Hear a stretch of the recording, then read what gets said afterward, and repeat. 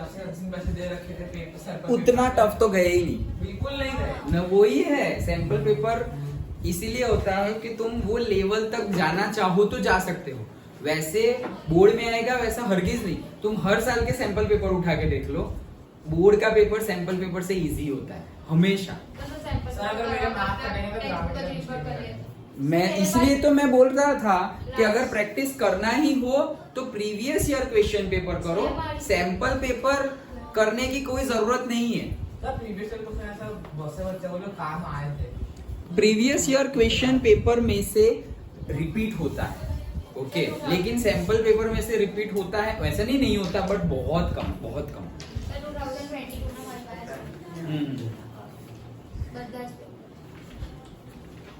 मेरे grammatical mistake में कर सकते हैं, शायद ज्यादा भी कर सकते हैं अगर टीचर का दिमाग खराब हुआ तो। चलो बढ़िया है, सबका अच्छा गया। हीरक तुम्हारा कैसे गया? अच्छा है अच्छा गया, अच्छा गया। ऐसे याद आया तुम हैंडराइटिंग अच्छी करो, नहीं तो ये साइंस के पेपर मैंने चेक किए, चेक करने का मन ना हो ऐसे हैंडराइटिंग है, वो लोग तो करेंगे ही नहीं, रख ही देंगे ऐसे ही। पूरा सही होगा तो भी ऐसे 1 मार्क 2 मार्क ऐसे रख के आगे बढ़ेंगे। सर मैंने क्लियरली पेपर में तो एकदम आराम से सर इसमें एक क्वेश्चन है, सेक्शन 1 का ही है, उसमें हाँ, वही है। विजुअल इम्पैक्ट से ये भी क्वेश्चन है। तो सर सबसे पहली चीज कि इसमें है क्यों, क्योंकि वो सिर्फ 2 क्वेश्चन देने नहीं वाले, ऑप्शन दिया है विजुअल इम्पैक्ट स्टूडेंट्स के लिए। तो सर क्वेश्चन नंबर 2 की बात कर रही है। हाँ नहीं, क्वेश्चन नंबर 2 अच्छा तुम्हारा फाइनल हो गया, मेरा सेट अलग है। 7th वाला जो क्वेश्चन है सेक्शन ए में, उसमें लाइक 2 ऑप्शन दिए थे, एक ग्राफ जैसा था कि इसमें से एनालाइज करके बताओ, और उसके नीचे पहला ही वो रीडिंग पैसेज वाला। ये मैं खुशी क्वेश्चन तो नंबर 2 का है, उसमें क्वेश्चन नंबर 2 का है। फर्स्ट का सेकंड का हाँ बोलो। ट्रैफिक वाले का है वो। ऑर्गेनाइज ट्रैफिक मैनेजमेंट, सेम है सेम है सेम। उसका क्या? तो उसमें वो जो विजुअल इम्पैक्ट के लिए है ना, तो उसमें नीचे वाला मैंने किया था कि ऊपर वाला जो है वो मे बी उन लोगों के लिए होगा। तो फिर वो लोग ऐसे ही किया हुआ है इन्होंने। लास्ट में आधा घंटा बाकी था, तब मैम बोलते कि नहीं वो नहीं करना है, ऊपर वाला करना है। तो लाइक दूसरे ही पेज में मुझे कट करना पड़ा, वो तो मैंने पेंसिल से ही किया है थोड़ा नीचे रखने के लिए, बट फिर भी दूसरे ही पेज पे वो करना पड़ा। तो वो और दूसरा आराम से। दूसरा सेक्शन बी में राइटिंग वाला है, एनालिटिक पैराग्राफ लिखना है। तो उसमें भी मुझे जरा समझ नहीं आता कि मैंने बोला कि कौन सा वाला कट है, मैंने लगभग 2 पेज का वो लिखा है। और मैम कट है मतलब? कट है मतलब वो विजुअल इम्पैक्ट के लिए है, तो मैं अच्छा हाँ ये रहा। तो वो चार्ट वाला है ना, मुझे लगा कि उसके लिए मैंने बोला, और उसके ऊपर मैंने 2 पेज लिखे थे। मैं मतलब डर गई थी, पर फिर मैंने बोला नहीं यही लिखना है, तो बच गई मैं उसमें। ओके, ये कंफ्यूजन वाला कर दिया है, क्योंकि ऐसा कुछ नहीं है, ये खत्म हुआ विजुअल इम्पैक्ट वापस शुरू हो गया। लेकिन यहाँ पे एक लॉजिक तुम्हें लगाना हो तो शायद लगा सकते थे क्या? नीचे वाला नहीं, नीचे वाला वो तो ठीक है।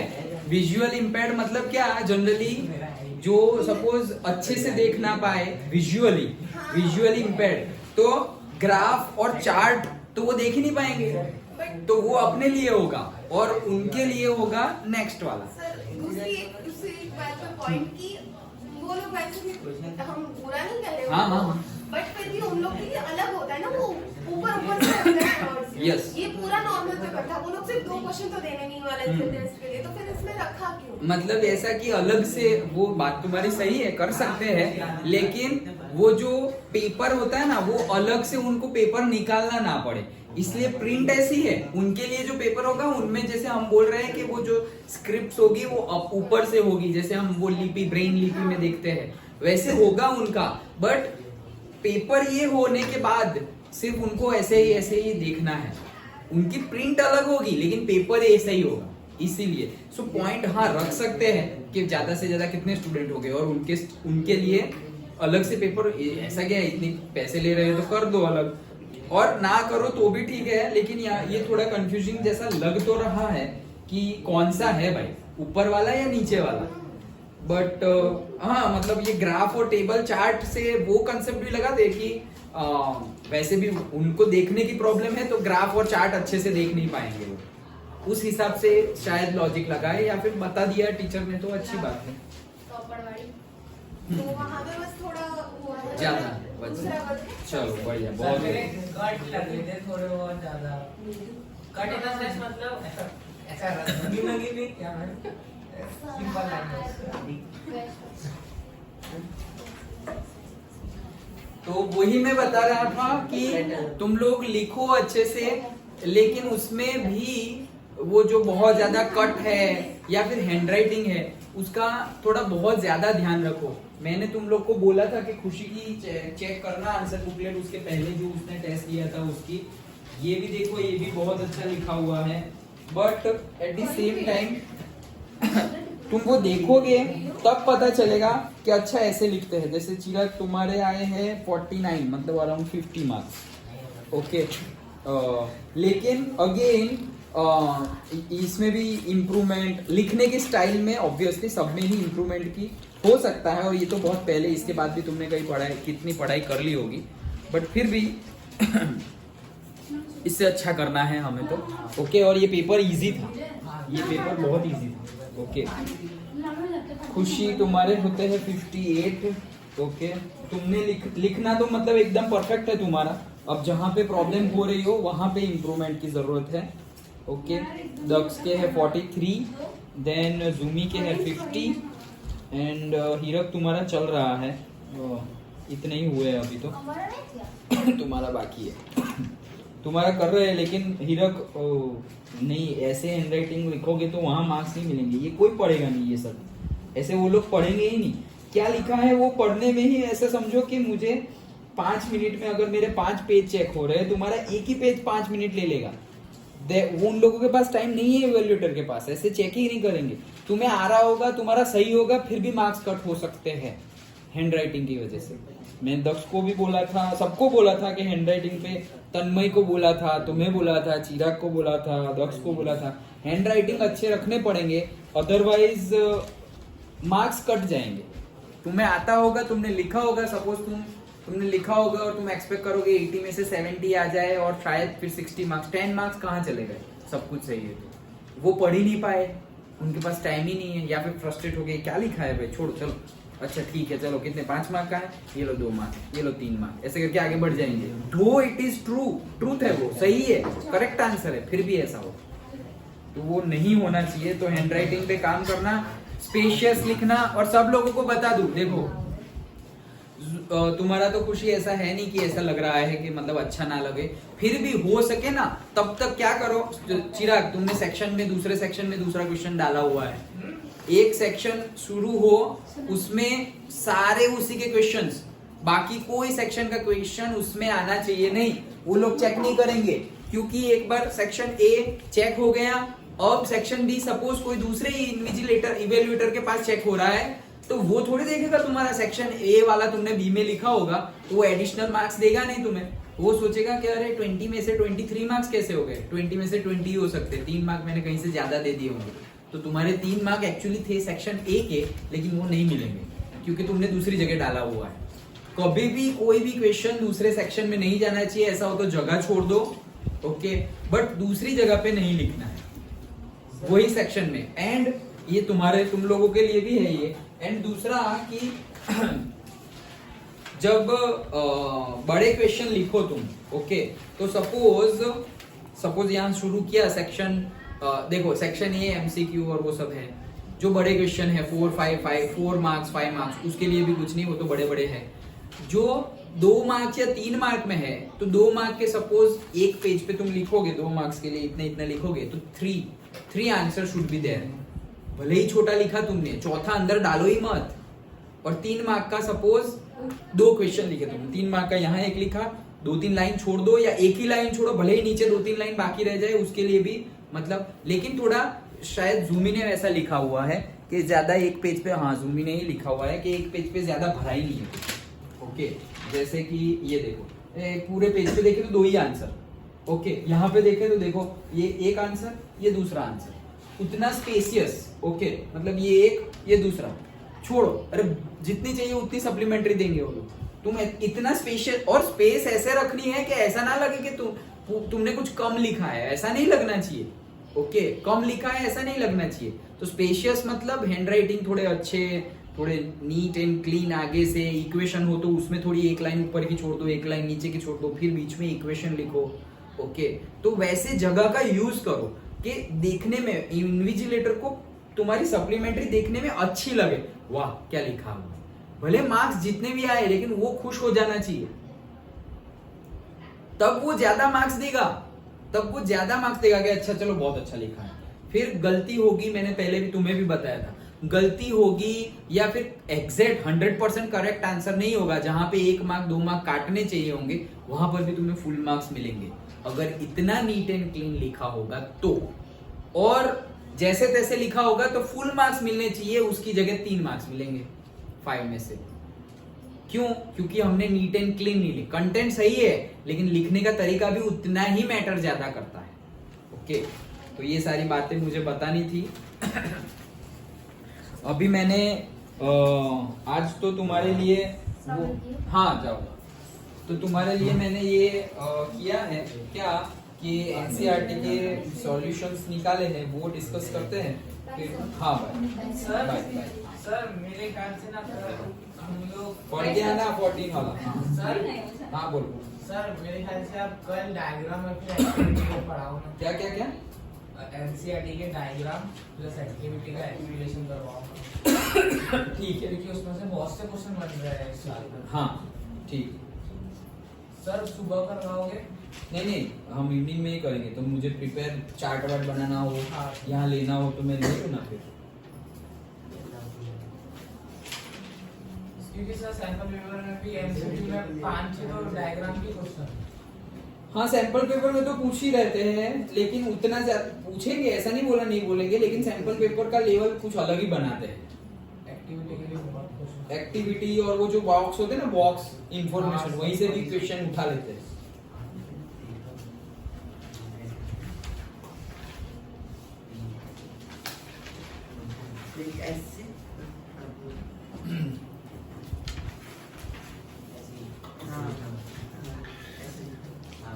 सर ये 36 में वो क्या बोलते हैं क्वेश्चन याद नहीं आ रहा। एक तो आपने बेंजीन का पूछा था और इसको जो है क्लोरोप्रोपेन का पूछा था। अच्छा तो आपने उसका आइसोमर तो पूछा था। चेक कर लेता हूँ वो क्वेश्चन को, पेंसिल से मार्क करके रखो। थोड़ा सर कोई बात नहीं। नहीं ऐसा नहीं, मैं देख लूंगा, ऐसा कुछ नहीं।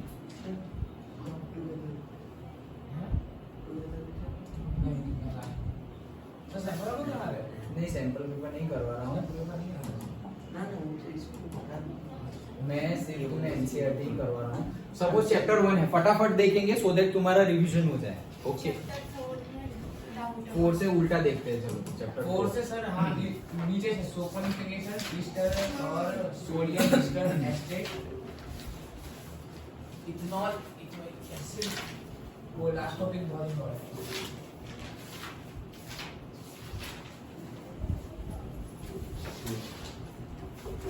ये तो बड़ा है।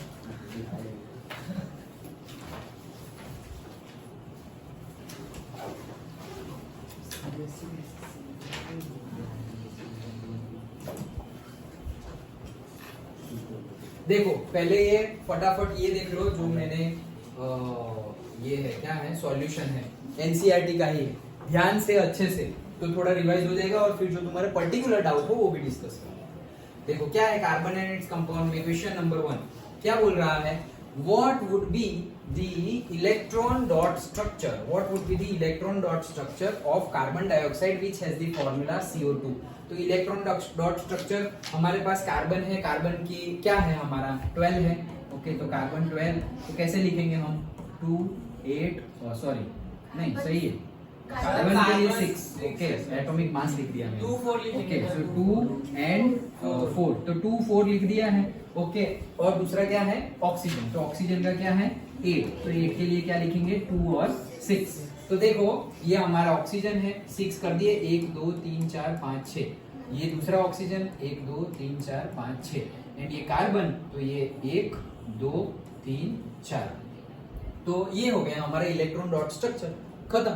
ओके हाँ डबल बॉन्ड, लेकिन हमें बॉन्ड अगर बनाने को बोले कि जैसे बॉन्ड स्ट्रक्चर ऐसा बोले तो बॉन्ड बना के दिखाओ, इलेक्ट्रॉन डॉट बोले तो दिखने चाहिए हमें, इलेक्ट्रॉन और डॉट मतलब क्रॉस एंड डॉट दिखना चाहिए। ओके, तो उसको फिर वहीं रहने दो। देन नेक्स्ट देखो, नेक्स्ट क्या है, what would be the electron dot structure of a molecule of sulphur which is made up of 8 atoms of sulphur. देखो ये इंपॉर्टेंट क्वेश्चन है, बुक का ही है। क्या बोल रहा है कि सल्फर जो 8 एटम से बना हुआ है, 8 atoms of sulphur are joined together in the form of a ring, के रिंग के फॉर्म में कनेक्टेड है। तो सल्फर क्या है हमारा एटॉमिक नंबर, लियो जल्दी, नहीं सिलिकॉन नहीं, सल्फर ना 16। Electron dot structure of a sulphur molecule. तो देखो क्या बोला है उन्होंने, हिंट दे दी है क्या कि 8 एटम से जुड़ा हुआ है, हिंट हमें ऑलरेडी गिवन है।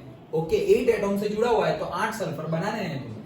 तो 1 2 3 4 5 6 7 8। अब तुम्हें पता है कि ये 16 है तो कितने हो जाएंगे, से 2 8 और 6। तो देखो 1 2 3 4 5 6 सबके पास ऐसा है, 1 2 3 4 5 6, 1 2 3 4 5 6 और एक एक बॉन्ड से सब जगह जुड़े हुए हैं। हाँ, रिंग मतलब रिंग बनी चाहिए, खत्म होना चाहिए। हाँ मतलब तुम यहाँ पे इसको ऐसे उल्टा, ये W है उसकी जगह तुम ऐसे M लगा दोगे तो भी चलेगा। ओके, ये जो W बन रहा है, ऐसे W बना ना, इसको ऐसे पूरा उल्टा कर दोगे, समझ रहे हो? सर्कल नहीं, सर्कल में कैसे तुम बॉन्ड बनाओगे, सर्कल नहीं बनाना। ये देखो ये W है सपोज, उसका एकदम उल्टा ऐसे भी बना सकते हो तुम ऐसे। तो यहाँ सल्फर, यहाँ सल्फर, यहाँ सल्फर, यहाँ सल्फर, यहाँ सल्फर। तो 1 2 3 अभी थोड़े कम हो गए हमारे। कैसे कम हो गए, हमने यहाँ पे देखो 1 2 3 4 5, तो हमारे एक अच्छा यहाँ रह गए ना, ऐसे आना चाहिए। ओके, समझ में आया?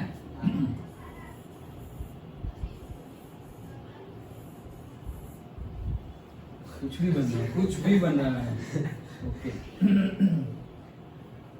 हाँ, तो जैसे ये है एक यहाँ पे है, जैसे मतलब ये तो बन गया, ये तो समझ में आ गया। अब इसका उल्टा बनाना हो वो भी तुम बना सकते हो, जैसे कि 1 2 3, तो वैसे ही यहाँ पर ये 1 है, ये 2 है और ये 3 है। तो ऊपर का पूरा पूरा जॉइंट तुमने ऐसे कर दिया है। देन नीचे है अगेन, ये जो है उसके पास यहाँ पर एक है और ये जो है उसके पास यहाँ पर ऐसा है। तो फिर तुम ऐसे करके एक S यहाँ पर एंड देन सर ऑक्टागोन यहाँ पर, तो 1 2 हाँ बना सकते हैं। ओके, तो यहाँ से वापस ऐसे करके तुम बनाओगे तो ऐसे पूरा बन जाएगा। तो 1 2 3 4 5 6 7 8। Okay, like that.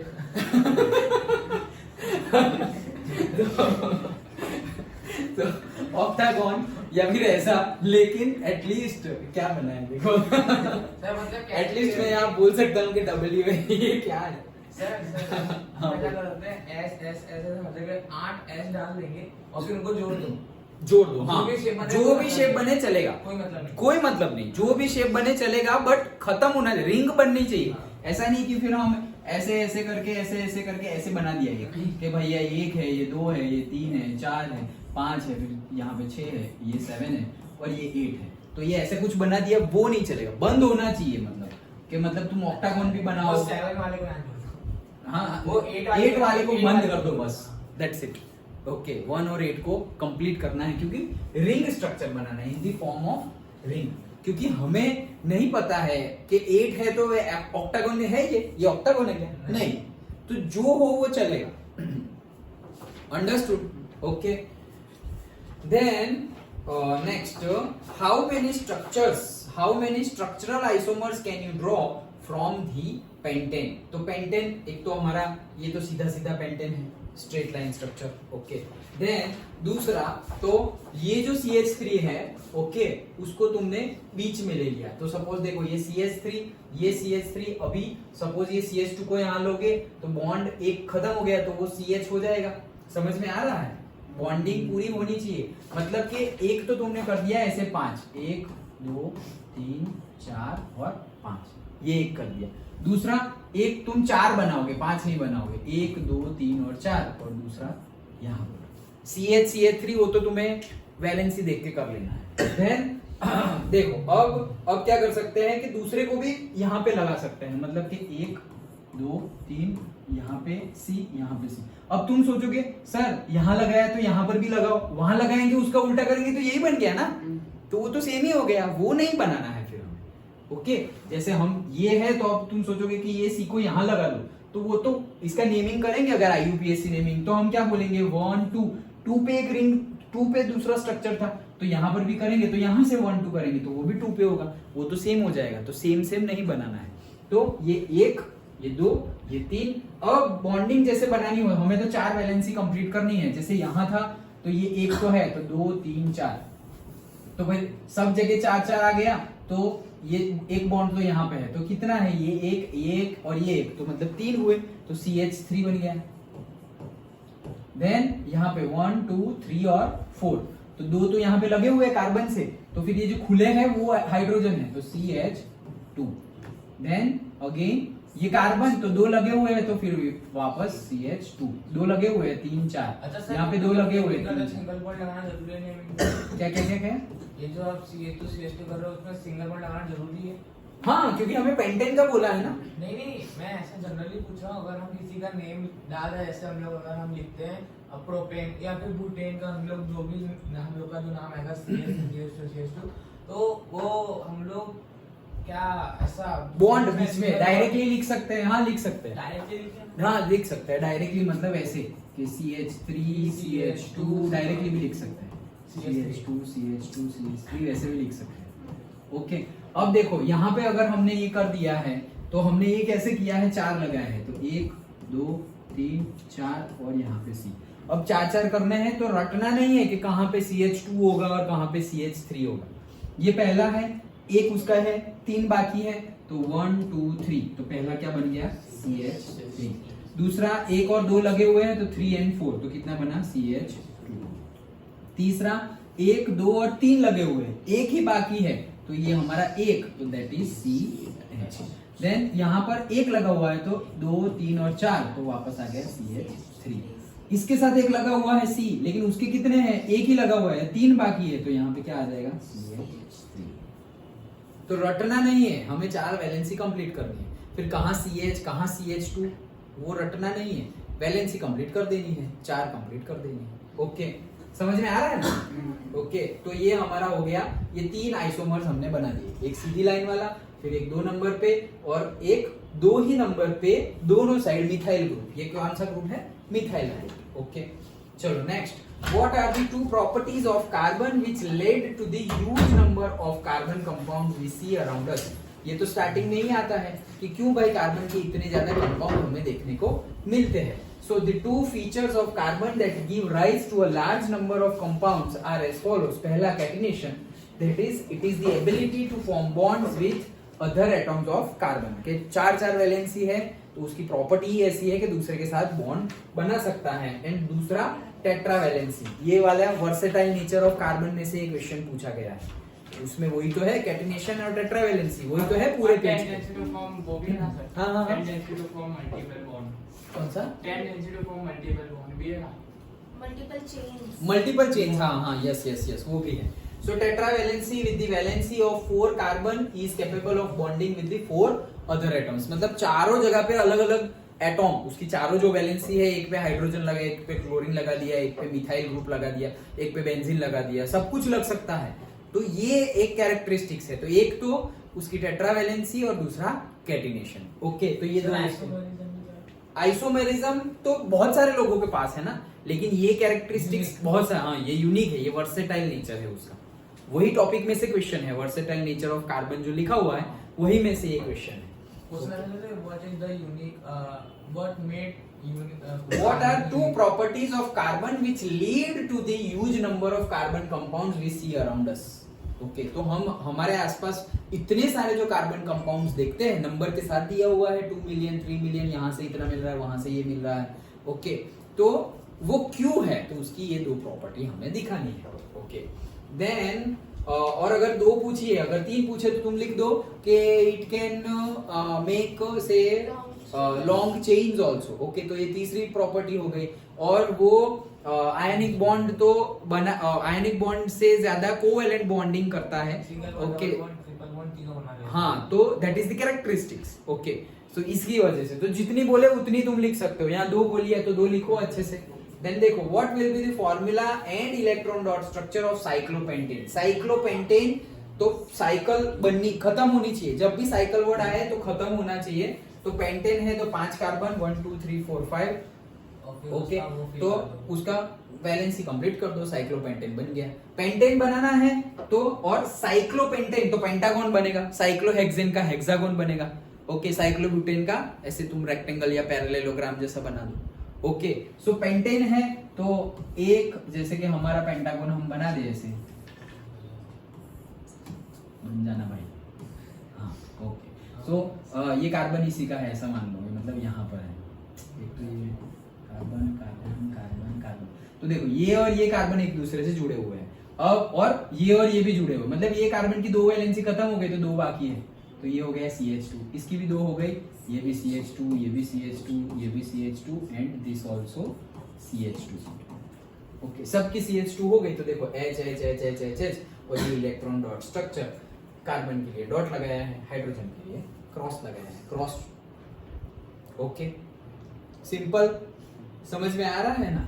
Okay, draw the structure of the following compounds. इन लोगों के, अब ये क्वेश्चन तो आएगा और आएगा ही, ज्यादा मार्क्स में या कम, 1 मार्क्स में, लेकिन आएगा। क्या बोल रहे हैं? Ethanoic acid. इथेनोइक एसिड मतलब क्या? पहले तो इथेनोइक एसिड मतलब कार्बोक्सिलिक एसिड। तो ग्रुप पहले याद करो, कौन सा ग्रुप है? COOH group. अब इथेनोएच है, उसमें एक COOH का C तो आ गया, तो दूसरा एक ही चाहिए अब, क्योंकि इथेन मतलब नहीं पूछेंगे तो बहुत टाइम जाएगा। हम फटाफट रिवाइज करते हैं ना, पूरे 15 चैप्टर है हमारे पास, और अभी इतने दिन में कंप्लीट करना है सब। सो बहुत ज्यादा टाइम वो नहीं कर रहे, तुम प्रिपरेशन करो, आएगा अच्छा है। एक्चुअली मैं तुम्हारे लिए क्विज रेडी कर रहा था, लेकिन फिर सोचा कि क्विज रेडी करेंगे, किसी को आएगा, किसी को ज्यादा आएगा, किसी को कम आएगा, बट अगर रिवाइज हो जाए तो सबके लिए अच्छा है। ओके, अब हम लोग फिर अपने आप से याद करने बैठेंगे कि हाँ याद आ रहा है, और नहीं आएगा तो आप बताओगे तो फिर अरे अब तो बैठ गया।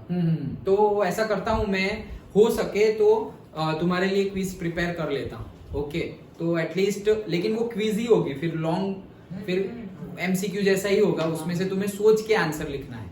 एक्चुअली बनाने बैठा था, 1-2 ऐप भी इंस्टॉल की, नई ऐप इंस्टॉल की फोन में, और वो की वो तुम अपने घर से भी क्विज दे दो, वैसा मैं सुबह करने बैठा था कि तुम अपने घर से ही आंसर दे सकते हो, बट बहुत ज्यादा लेंथी हो जा रहा था सब, इसीलिए पहले से प्रिपेयर्ड हो, हमारे पास रेडीमेड हो तो वो कर सकते हैं। ओके, चलो, draw the structures for the following compounds. Ethanoic तो मैं बता रहा था क्या कि COOH ग्रुप आएगा पहले, तो ये पता चला क्योंकि ओइक एसिड है, कार्बोक्सिलिक एसिड। ओके, और इथेन है, इथेन में 2 कार्बन होते हैं, एक तो यहाँ आ गया तो दूसरा एक बाकी है, दैट्स इट। ओके, तो क्या हो जाएगा कि हमारा ये कहाँ गया है, इन्होंने तो डायरेक्ट CH3COOH ऐसे ही लिख दिया है, ऐसा लिखना हो तो ऐसे, और बॉन्ड स्ट्रक्चर ये रहा दिखाया हुआ, ये draw the structure of the following, दोनों दिखाया हुआ है। देखो CH3COOH हम ये भी लिख सकते हैं, और बॉन्ड यही लिखो, आई प्रिफर ये लिखो, उसके बाद ये लिखना हो तो लिख दो, लेकिन ये लिखोगे पहले तो गलती होने के चांसेस नहीं। ओके, तो सबसे पहले तो हमें COOH पता चल गया, और इथेनोइक है तो 2 कार्बन होने चाहिए, तो एक ये रहा, तो क्या बनेगा हमारा से CH3, तो सपोज 2 कार्बन होने चाहिए, एक कार्बन, ये दूसरा कार्बन, दूसरे कार्बन के साथ ये डबल बॉन्ड, और ये है OH, तो COOH तो हो गया।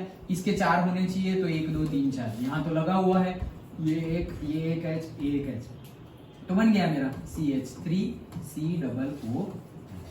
डन। ओके, पहले ये बनाओ, बॉन्ड स्ट्रक्चर बनाओ, उसके बाद सिंपली ऐसे लिखो। ओके, चलो नेक्स्ट क्या है कि ब्रोमोपेंटेन। तो पेंटेन, पहले यहाँ ध्यान दो क्या है, ANE है। ओके, तो अल्केन है और पेंटेन है, तो पेंटेन मतलब 5 कार्बन, तो पहले ही बता दो, 1 2 3 4 और 5। और ब्रोमोपेंटेन है तो भाई डायरेक्टली Br लगा दो। अब यहाँ पे CH2, यहाँ भी CH2, यहाँ भी CH2, यहाँ भी CH2, और यहाँ पर CH3। ओके, और फिर ये पूछा स्ट्रक्चर, ये रहा, देखो, तो ये पूरा लगा दिया Br CH2 CH2, और फिर डायरेक्टली ऐसे लिख दो। लेकिन पहले ये प्रीफर करोगे तो गलती होने के चांसेस कम हो जाएंगे, तुम्हें पता चल जाएगा कहाँ CH2 लिखना है, कहाँ CH लिखना है। समझ में आ रहा है ना? ओके, रिवीजन में तो इतनी स्पीड तो चलेगी ना। ओके चलो, अब देखो इन्होंने अलग अलग वे में दिखाया गया है कि भाई ब्रोमोपेंटेन बोला है तो तुमने हमने बताया वैसे बनाओगे, इसके जैसा बनाओगे तो सही है, लेकिन ये ब्रोमो हमको बताया नहीं गया है कि कौन से नंबर के कार्बन के ऊपर है। ओके हाँ देखते हैं। तो ये देखो, ये दूसरे पे है, ये तीसरे पे है, कहीं पे भी रख सकते हो तुम। ओके, ये यहाँ पर नहीं रखा, देखो यहाँ पर नहीं रखा, क्यों? क्योंकि यहाँ पर रखेंगे तो वो दूसरे कार्बन पे हो जाएगा, दूसरे कार्बन वाला तो ये बनाया ना हमने। फिर यहाँ पर तो रख दिया, और ऊपर नहीं रखेंगे वापस, क्यों? अरे ऊपर रखो या नीचे, कार्बन नंबर 3 पे है ना, तो आ गया ना एक बार, तो दूसरी बार रिपीट नहीं करेंगे। क्वेश्चन क्या था हमारा? There are many structural isomers possible for bromopentane. हाँ तो ये आइसोमर ही है। Among them structure of 3 isomers are given, 3 isomers given है, मतलब ये एक तो सीधा जो हमने बताया वो। फिर ब्रोमीन को लास्ट में ना ऐड करके हम कहाँ ऐड कर रहे हैं? यहाँ पर ऐड कर रहे हैं, यहाँ पर ऐड कर रहे हैं। देन उसके बाद हम यहाँ पर ऐड कर रहे हैं। देखो इसको नंबरिंग कर देते हैं, 1 2 3 4 5। फंक्शनल ग्रुप जहां पर ऐड हो वहां पे सबसे कम नंबर आना चाहिए। अगर तुमने यहाँ पर लगाया तो ये 1 हो गया, तो 1 के पास है तो सही है। ओके चलो, अब तुम यहाँ नहीं लगा सकते वापस, यहाँ लगाओगे Br और यहाँ पे H लगाओगे तो उसका नाम क्या होगा? 1 ब्रोमो ही होगा। तो 1 ब्रोमो ही तो था पहले, अभी भी 1 ब्रोमो, तो यहाँ लगाने की जरूरत नहीं है। नेक्स्ट पे आ जाओ, यहाँ पे लगाएंगे तो क्या हो जाएगा कि यहाँ Br लगा दोगे तुम तो क्या हो जाएगा? 2 ब्रोमो। तो भाई 1 ब्रोमो फिर 2 ब्रोमो, ओके 2 हो गए हमारे पास। देन नेक्स्ट हम यहाँ पे लगा देंगे तो क्या हो जाएगा? 3 ब्रोमो। तो हाँ भाई ये तीसरा हो गया हमारे पास। देन यहाँ पे लगाएंगे तो 4 ब्रोमो, लेकिन 4 ब्रोमो नहीं होगा, क्यों? क्योंकि यहाँ से नंबरिंग करे तो ऐसा है, लेकिन यहाँ से नंबरिंग करे तो वो 2 ब्रोमो है। ये एक लिख सकते हो तुम 4 ब्रोमो और दूसरे वे में तुम लिख सकते हो 2 ब्रोमो, लेकिन हम कौन सी लेंगे? जहां पर फंक्शनल ग्रुप को सबसे कम नंबर मिले। तो कम नंबर 2 है या 4? 2, तो 2 ब्रोमो। ले 2 ब्रोमो तो ऑलरेडी हमने बना दिया है, that means we are not suppose to repeat it. Okay, दोनों नंबर सही है, जैसे कि ये 1 है, 2 है, 3 है, 4 है और 5 है, वैसे ही रिवर्स में ये 1 है, 2 है, 3 है, 4 है, 5 है। देखो इसकी तो बात ही नहीं करनी है, यहां से आओ, ये यहां से सेम ही है। ओके, अब यहां पर तुम अगर Br लगाओगे तो बनेगा 5 ब्रोमो एंड 1 ब्रोमो। तो हम लिखेंगे क्या? 1 ब्रोमो, क्योंकि नंबर स्मॉल वहीं पे है। अब वही चीज तुम यहां Br लगाओगे तो उसके लिए क्या लिखोगे? यहाँ पे यहां से देखोगे तो 1 ब्रोमो, यहां से देखोगे तो 5 ब्रोमो, लेकिन लिखेंगे क्या? 1 ब्रोमो, वही सही है। तो भाई रिपीट नहीं करना है, यहां एक बार लिख दिया तो यहां लिखने की जरूरत। समझ में आ गया? पक्का? ओके चलो नेक्स्ट क्या था?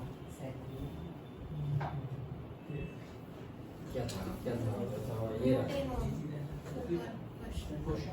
अच्छा, ब्यूटेनॉन एंड ब्यूटेनोन। ओके, मतलब कौन सा है? कीटोन है। ओके, कौन सा ग्रुप? डबल बॉन्ड ON ही तो ठीक है, double bond C double bond O। Okay, और फिर है हेक्सेनल, तो कौन सा ग्रुप? एल्डिहाइड। अल्डिहाइड, अल है, अल। ओके, तो अल्डिहाइड। ओके देखो, तो ये देखो ब्यूटे क्या था? Non, C double bond O, butanone. तो मैंने तुम्हें कीटोन के बारे में बताया था कि कीटोन तो हमेशा बीच में बनता है। ओके, तो ये C और ब्यूट है, तो ये 3 ये एक ही ऐसा समझ, ये 1 2 3 4 और ये 5। अब मुझे ब्यूटेनॉन बनाना है, कीटोन का C डबल O आना चाहिए, तो मैं यहाँ बना दिया O। तो 1 2 3 4 इसका खत्म हो गया, इसके 2 है तो 3 4, इसके 1 है 1 2 3, 1 2 1 2 3, तो ये हो जाएगा से CH3 CH2 CO CH2 CH3। Done. Okay, सो कहाँ गया ये? लास्ट में नहीं लिखेंगे, नहीं होगा ही नहीं, वो मैंने क्लास के टाइम पे बताया तो था कि लास्ट में लिखेंगे तो वैलेंस ही कंप्लीट नहीं होगी उसकी। ओके, समझ में आ रहा है? अभी भी तुम यहाँ पे जा सकते हो, यहाँ पे नहीं। हाँ, अल्डिहाइड वहां वही तो वो ग्रुप ही चेंज हो जाएगा। C डबल बॉन्ड O और H लगा दोगे तो फिर CHO हो जाएगा। ओके, सो वो नहीं कर सकते। देन हेक्सेनल था तो हेक्सेन बनाओ और लास्ट में C डबल बॉन्ड O और H, तो वो हेक्सेनल हो गया। Next question, how would you name the following compounds? इसका नाम तो 1 और 2 और ब्रोमीन, कैसे नाम करोगे बोलो जल्दी। Bromo ethane, yes ethane. Okay चलो दूसरा वाला ये हमारा बनेगा CHO है और एक ही है तो मिथेनॉल। ओके तीसरा ये रहा, सर ये तो ट्रिपल बॉन्ड में पहले से आ गया। ट्रिपल बॉन्ड है ओके, लेकिन गिनो तो सही अब। सर हेक्सेनाइल 1 2 3 4 5 6 और triple bond hexenyl alkane alkene alkyne, yes तो हेक्साइन हेक्साइन। हाँ देखो स्पेलिंग में देखना, हाँ वहां पे तुम्हारा कंसेप्ट सही था लेकिन लिखने में देखना, तो hexyne. Okay done. Why is the conversion of ethanol to ethanoic acid an oxidation reaction? क्योंकि ऑक्सीडेशन कर रहे हैं तो देखो अब पूछा गया है व्हाई। अब तुम सोचते रहोगे कि व्हाई, अभी मुझे क्या मालूम व्हाई, ऑक्सीडेशन है तो तुम्हें सिर्फ रिएक्शन लिखनी है। ओके ये हमारा इथेनॉल है, उसका ऑक्सीडेशन करेंगे। ऑक्सीडेशन करना मतलब क्या, वो भी यही चैप्टर में है। ओके क्या अल्कलाइन KMnO4 ऑक्सीडेशन मतलब क्या, डेफिनेशन? सर ऑक्सीजन ऐड होता है और से हाइड्रोजन रिमूव होता है। तो ये हमारे पास था CH3 CH2OH, इसमें एक ऑक्सीजन ऐड हो गया है तो देखो C डबल बॉन्ड OH हो गया। समझ में आया? तो ऑक्सीडेशन रिएक्शन है। Since the conversion of ethanol to ethanoic acid involves the addition of oxygen to ethanol, it is an oxidation reaction. Oxidation reaction क्यों है भाई? उसमें ऑक्सीजन ऐड करेंगे तभी इथेनोइक एसिड बनेगा और ऑक्सीजन को ऐड करने की प्रोसेस को ऑक्सीडेशन बोलते हैं, इसीलिए दैट्स इट। सर इतने करना था। हाँ इतना ही है।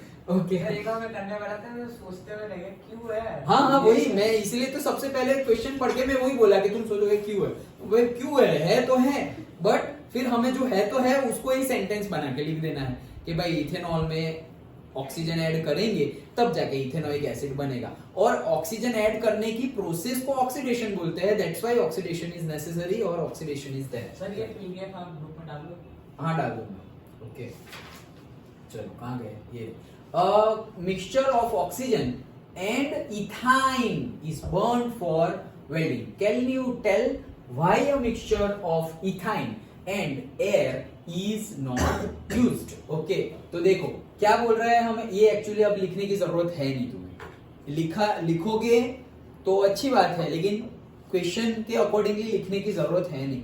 सिर्फ तुम्हें बताना है कि मिक्सचर ऑफ ऑक्सीजन और इथाइन है, वो दोनों को बर्न किया जाता है। ये है हमारा इथाइन, ट्रिपल बॉन्ड है ओके और ऑक्सीजन है। तो ये दोनों को अगर बैलेंसिंग किया हुआ है, अगर तुम लिखो तो भी बैलेंसिंग करने की जरूरत नहीं है। अगेन करोगे तो नो प्रॉब्लम, बट करने की जरूरत नहीं है। ओके देन तो क्या होगा, कार्बन डाइऑक्साइड H2 और हीट। हमें जरूरत क्या है, हीट। वेल्डिंग के लिए हमें क्या जरूरत है, हीटिंग की जरूरत है। So when the ethyne is burned in air it gives a sooty flame. This is due to the incomplete combustion caused by the limited supply of air. However if the ethane is burnt with the oxygen it gives a clean flame with the temperature 3000 degree Celsius because of the complete combustion. Obviously incomplete combustion में temperature भी उतना high नहीं जाएगा और जो बहुत ज्यादा gases release होगी, एनवायरनमेंट को भी पॉल्यूशन होगा, कार्बन डाइऑक्साइड की जगह कार्बन मोनोऑक्साइड ज्यादा प्रोड्यूस होने लगेगा। ओके जब इनकम्प्लीट कंबशन होगा तब। ओके सो इसीलिए कंप्लीट कंबशन इज नेसेसरी। और कंप्लीट कंबशन कब होगा, जब इनफ अमाउंट ऑफ फ्यूल हो, तो फ्यूल तो है ही अपने पास, और से टेम्परेचर इग्निशन टेम्परेचर मिले, तो इग्निशन तो हो ही गया है ऑलरेडी। देन एक चीज और आती है दैट इज ऑक्सीजन। तो अगर ऑक्सीजन इनफ में है तो हो जाएगा। This oxyacetylene flame is used for welding. It is not possible to attain such a high temperature without mixing oxygen. Oxygen को मिक्स नहीं करेंगे तो कैसे होगा, मतलब कंबशन के लिए, बर्न होने के लिए ऑक्सीजन तो चाहिए ही ना, हम ऑक्सीजन मिक्स नहीं करेंगे तो कैसे होगा। So this is the reason why a mixture of ethyne and air is not used. Directly हमने यहां पर क्या लिया है, is burned in air. A mixture of oxygen and ethyne is burned for welding. Can you tell why a mixture of ethyne and air is not used? समझ में आ रहा है? क्वेश्चन सेम नहीं लग रहा है? क्या डिफरेंस है क्वेश्चन में? क्या डिफरेंस है? नॉट यूज्ड पूछा है। तो लेकिन हमने तो यूज किया, बहुत छोटा सा डिफरेंस है। सर एयर में और भी बहुत सारी गैसेस होती हैं। पहले हमें बोला है ऑक्सीजन, सिर्फ ऑक्सीजन। एयर में भी कौन? सिर्फ ऑक्सीजन। और दूसरे केस में क्या बोला है? एयर बोला है। तो तुम सिर्फ ऑक्सीजन दोगे तो भाई सिर्फ ऐसा समझो कि यहाँ कंबशन हो रहा है। वो कंबशन में मैं 1 मीटर क्यूब एयर सप्लाई कर रहा हूं एक केस में, दूसरे केस में उतने ही फ्यूल में उतने ही टेम्परेचर में वो केस में मैं 1 मीटर क्यूब ऑक्सीजन सप्लाई कर रहा हूं। तो कहां ज्यादा टेम्परेचर आएगा? जहां पे ऑक्सीजन सप्लाई किया है। क्यों? क्योंकि वहां पे कंप्लीट कंबशन होता है। क्योंकि ये 1 मीटर क्यूब में सारा का सारा 1 मीटर क्यूब ऑक्सीजन थोड़ी है, सबसे ज्यादा तो नाइट्रोजन होगा उसमें, फिर ऑक्सीजन, फिर आर्गोन, ये वो सब कुछ होगा उसमें। लेकिन जहां पे तुम ऑक्सीजन ही प्रोवाइड कर रहे हो तो वो तो कितना अच्छा है। तो इसीलिए वहां पे ज्यादा हीट मिलेगी। ज्यादा हीट क्यों मिलेगी? कंप्लीट कंबशन होगा। सर आपने जो बोला वो लिख सकते हैं।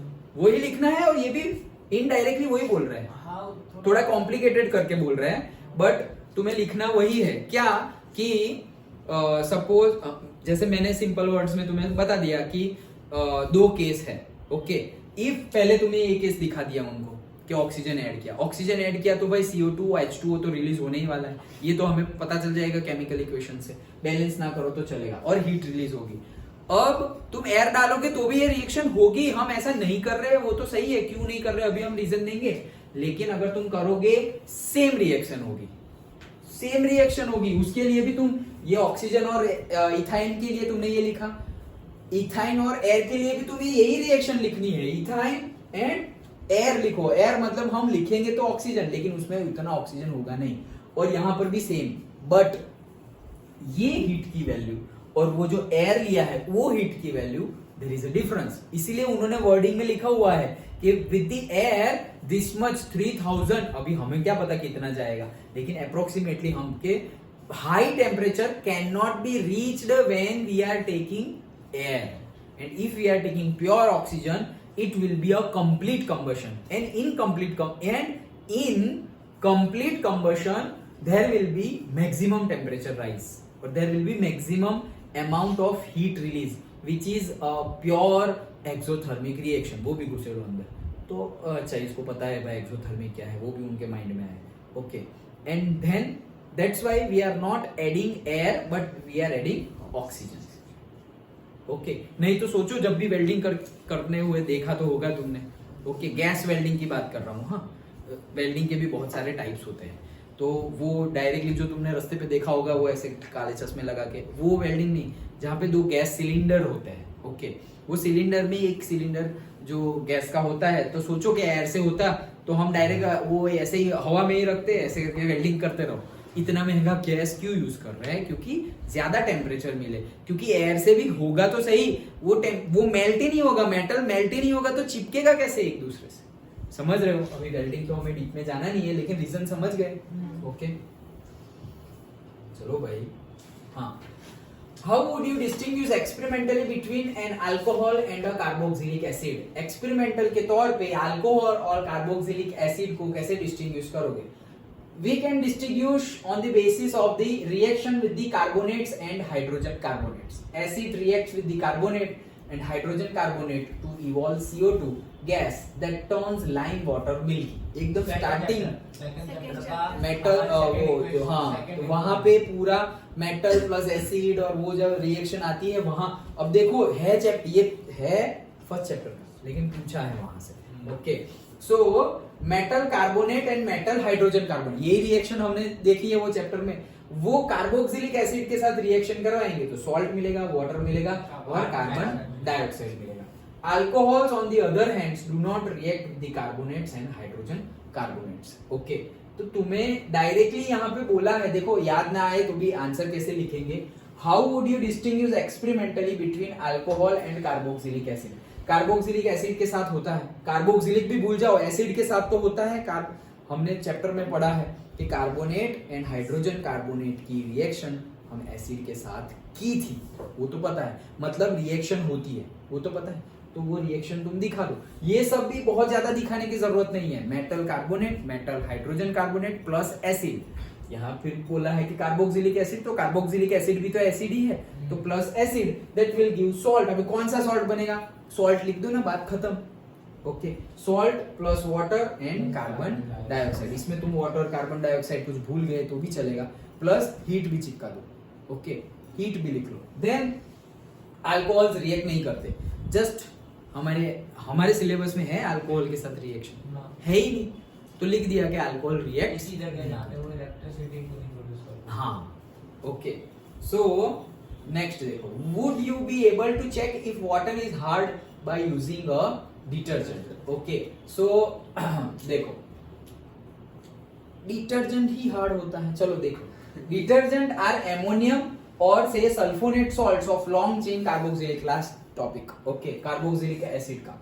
Unlike soap, they do not react with the calcium and magnesium ions present in the hard water to form a scum. Okay, वो जो foam होता है, that's it. Okay, they give a good amount of lather, irrespective of whether the water is hard or soft. कब? soap के case में. This means that detergent can be used in both soft and hard water. Therefore, it cannot be used to check whether the water is hard or not. Water hard है या नहीं वो कैसे पता चलेगा, क्योंकि वो तो वो फोम बना देगा। तो सोप तुम डाला, पानी में तुमने सोप डाला, ओके, तो फोम बन गया। पानी में डिटर्जेंट डाल दिया तो भी फोम बन गया। तो पता कैसे चलेगा कि वो जो पानी हमने डाला वो हार्ड वाटर था या सॉफ्ट वाटर था, वो कैसे पता चलेगा? डन। तो मतलब इसका आंसर अगर ये सेंटेंस में ना लिखना हो तो तुम क्या लिख सकते हो कि if we add say water into the detergent, it will create say foam. Okay, it will make foam. And if you pour water into say soap, if you make soap solution, then also it will make foam.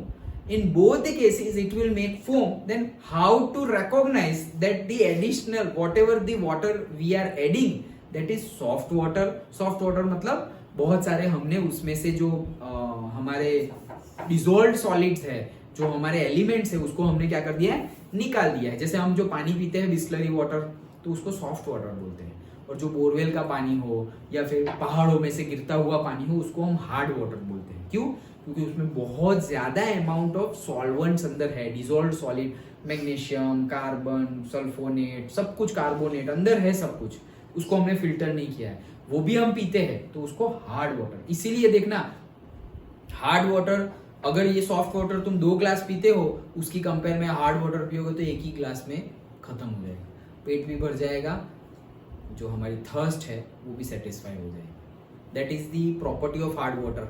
अच्छा है, but again too much hard water भी नहीं लेते जाना है, नहीं तो फिर आगे जाके स्टोन और से वो जो हम बोलते हैं पथरी, उसका प्रॉब्लम हो सकता है, क्योंकि उसमें डिसॉल्व सॉलिड ज्यादा है, अंदर जाएंगे और ज्यादा अगर थोड़ा बड़ा हो गया तो it will create problem. Okay, people use variety of methods to wash clothes. Usually after adding the soap, they beat the clothes on a stone or beat it with a paddle, scrub with a brush, or mixture is agitated in a washing machine. Why is agitation necessary to get clean clothes? एकदम जैसे लिखना हो वैसे बना के लिख दो, वैसा क्वेश्चन है ये। A soap molecule has 2 parts, namely hydrophobic, hydrophilic. अब इसका इसके साथ क्या लेना देना, लेकिन हमारे सिलेबस में तो हमने लिख दिया, मतलब जो चिपक जाएगा फिर उसको निकालने के लिए वो पूरा जब हम मारेंगे तो वो पूरे डर्ट को भी साथ में लेके निकलेगा, लेकिन वही बताओ पहले, लेकिन नहीं, हमें आंसर को बड़ा करना है। Okay, that's why we have to write it, कि सिलेबस में तो है ही हमारे। Okay, with the help of these it attaches to the grease or dirt particle and form a cluster called micelle. Okay, these micelles remain suspended as colloid. To remove the micelles, it is necessary to agitate the cloth. इसलिए हमें मारना पड़ेगा या agitate करना पड़ेगा, so that वो cluster of micelles निकल जाए वहां से। आंसर सिर्फ यहीं पे है, to remove the micelles it is necessary to agitate clothes। वहीं पे आंसर है, वही एक आंसर है, वही होना चाहिए, लेकिन आसपास का लिखा फिर तुम्हें 2 मार्क्स में पूछे और हम एक लाइन लिख दे तो 2 मार्क्स देंगे नहीं, तो इसीलिए हमें थोड़ी एडिशनल इंफॉर्मेशन देनी पड़ती है। Okay ethane with the molecular formula C2H6 has, चलो बताओ ये आंसर तो लिखा हुआ है, इथेन has 7 covalent bonds. कैसे? दो बॉन्ड मतलब सिंगल बॉन्ड दो कार्बन बनाएंगे और एक कार्बन की वैलेंसी कंप्लीट करने के लिए 3 हाइड्रोजन दोनों तरफ ऐड करने पड़ेंगे. करेक्ट. पता चला क्या बोले? ओके C2H6 है तो ये बॉन्ड स्ट्रक्चर से पता चलेगा. ओके इथेन है ना. हाँ तो ये देखो ये कोवेलेंट बॉन्ड, ये 2 3 4 5 6 7 हो गए. Okay H H H H ये सारे ही तो कोवेलेंट बॉन्ड है, आयनिक बॉन्ड थोड़ी है. तो देखो पढ़ने में कैसा लग रहा है? ओ भाई ऐसा तो कुछ था ही नहीं. अरे ऐसा कुछ था नहीं. वो लिखो बॉन्ड बनाओ, इथेन को बनाओ तो पता चलेगा. अच्छा हाँ तो भाई 7 है. ओके नहीं तो क्वेश्चन पढ़ेंगे तो किसी को लग जाएगा कि भाई ये कहां से पूछा हुआ है. ओके ऐसा लगेगा, बट अगर ड्रॉ करोगे तो तुम्हें लग जाएगा कि अरे हाँ इसकी बात हो रही है, 7 है यहाँ पर. वैसे ही फिर इथीन बोल दे तो चलो इथीन बोले तो नहीं तुम बताओ कोवेलेंट बॉन्ड कितने होंगे? 8 कोवेलेंट नहीं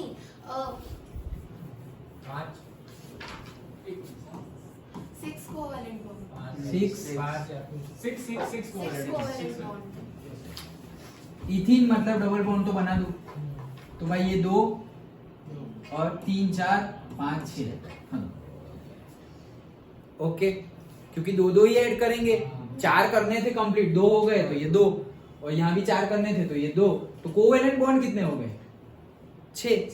इथाइन हो तो 1 2 3 तो यही बन गए. अब 3 बन गए तो एक ही बाकी है, यहाँ भी 3 बन गए तो एक ही बाकी है तो 5. ओके तो ये डायरेक्ट ना पूछ के इथाइन का पूछ ले, फिर कोई बोलेगा ये तो सिलेबस में था नहीं. सिलेबस में था नहीं, हमें पता होना चाहिए. Okay understood. बोर्ड का डाउट सॉल्व करते हैं सर. क्या डाउट सॉल्व अच्छी बात है, इम्प्रूवमेंट है. हमारे टाइम पे ऐसा कुछ नहीं था. सर मुझे तो सर बचपन के में आए थे. अच्छा सर हमारे में तो कोई नहीं कर रहा. नहीं कर, मैं बोल रहा हूँ मेजोरिटी केस में नहीं करते हैं अभी भी. पूछो ही मत. कई बार ऐसा होता है कि हम नजर में आ जाते हैं पूछते हैं. उनको लगेगा कि पता नहीं, कोई स्टूडेंट होते हैं ना खाली खाली पूछते रहते हैं, टाइम पास करते रहते हैं, आता ना हो तब. हम जेन्युइन पूछ रहे हो लेकिन किसी के माइंड में ऐसा आ जाता है. हमको तो सामने से बोल देना, कुछ भी कोई डाउट हो तो सामने से बोल देना. हमारे टीचर थोड़ा रूड थे. हमें वो स्टार्टिंग में थोड़ा समझ नहीं आता था कि कैसे फील करना है, तो उसमें ही गुस्सा हो गए थे. अरे इतना पढ़ना नहीं आता तुम लोगों को. 10th के एग्जाम अरे कैसे सर देते हो? हमारे यहाँ पे बोल रहे पहले 2-3 लड़कों कुणाल वगैरह को बोला. कुणाल में बहुत गलती है, उसको समझ में नहीं आ रहा था. तो उसको ये तुम ये नहीं कर पा रहे, पेपर क्या करोगे, ऐसा पढ़ ऐसा. एक बार फन पर भी वो बोल दिया था. ठीक है फिर मैंने ना एक जगह गलती करी थी. वो इतना सा ब्लैंक होता है जहाँ पे इंग्लिश लिखना था, लिटरेचर भी लिखना था, लैंग्वेज भी लिखना था. तो उन्होंने बोला LIT लिखना, डॉट लगाना, LAN लिखना, डॉट लगा देना. अब मैंने इंग्लिश इतना बार लिख दिया, कवर हो गया. अब वो आगे का पेज फाड़ना होता है ना, तो इसलिए उतना ही लिखना पड़ेगा उतने लाइन में. तो वो आ नहीं रहा था. इतना नहीं आ रहा, तुम क्या करोगे पेपर में. और सबसे पहले पेपर जब मेरा हुआ तब वो हो गया. मतलब हाँ डिफरेंट एक्सपीरियंस वही. सर मैं तो घर पे देख कर ही गया था पेपर कैसे. मैं भी देख ही वो बोला अलग बोले लगे. अच्छा देखो चलो ये क्या है. Butanone is a 4 carbon compound with the functional group ketone. भाई ये तो कोई पूछने का सवाल है. चलो while cooking, if the bottom of the vessel is getting blackened on the outside, it means that food is not cooked completely, the fuel is not burning completely, the fuel is wet and the fuel is burning completely. Fuel is not burning ना. काला काला आ रहा है ना, ये काला काला किसकी वजह से है? Incomplete combustion. अभी बताया ना एयर और ऑक्सीजन वाला क्वेश्चन. तो इनकम्प्लीट कंबशन की वजह से CO2 की जगह CO प्रोड्यूस हो जाता है, कार्बन मोनोऑक्साइड प्रोड्यूस हो जाता है और बहुत ज्यादा एश टाइप मटेरियल उसके ऊपर चिपक जाता है. सो नॉट बर्निंग कंप्लीटली आएगा. समझ में आया? क्यों नॉट बर्निंग? क्योंकि मतलब हमें दिखाई दे रहा है कि भाई वहां, इसीलिए देखना, अगर किचन है हमारे किसी के घर में और वहां पे अगर बहुत कोने में किचन है जहां पे एयर सर्कुलेशन उतना नहीं, तो होगा क्या, उनके घर के बर्तन बहुत ज्यादा ऐसे नीचे से काले काले हो जाएंगे।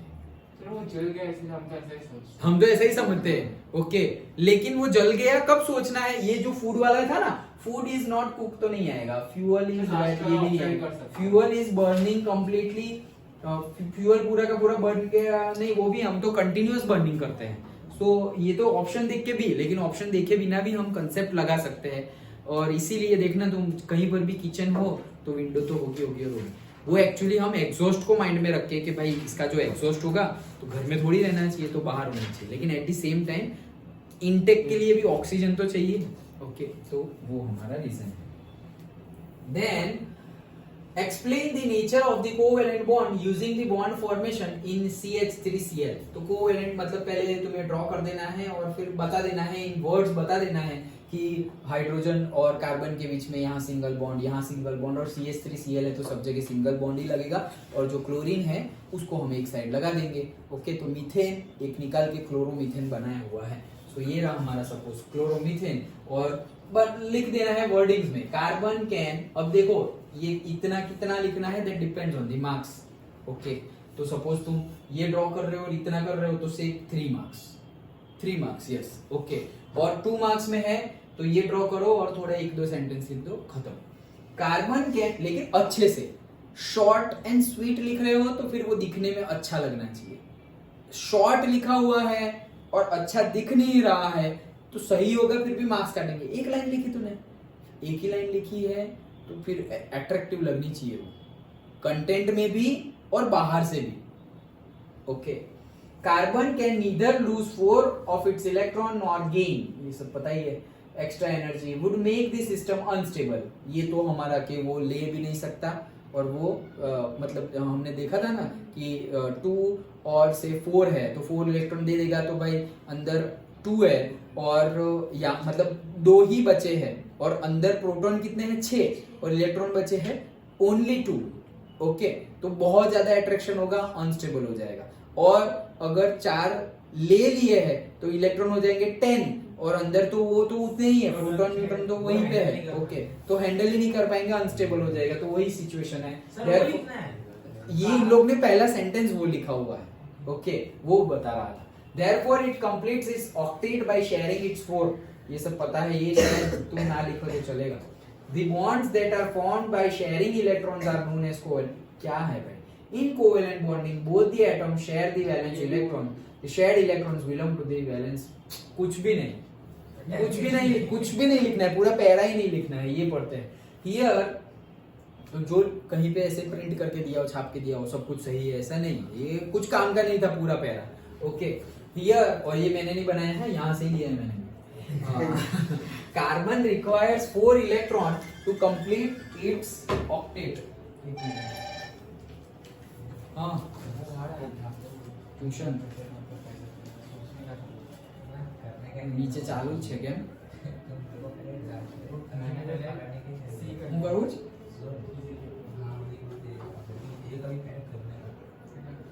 तो नीचे कर दे, नहीं मालूम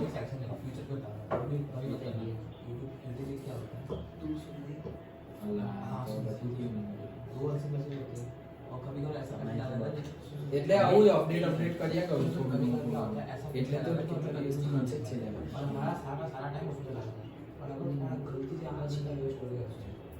તો આવીને કરી દેજે, શું કહે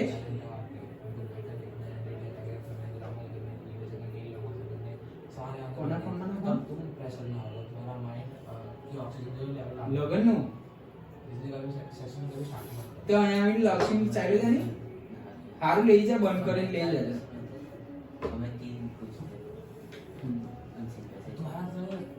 हमारा वाला तो अभी जान गया है, उसे 2 साल से अलग आ गया।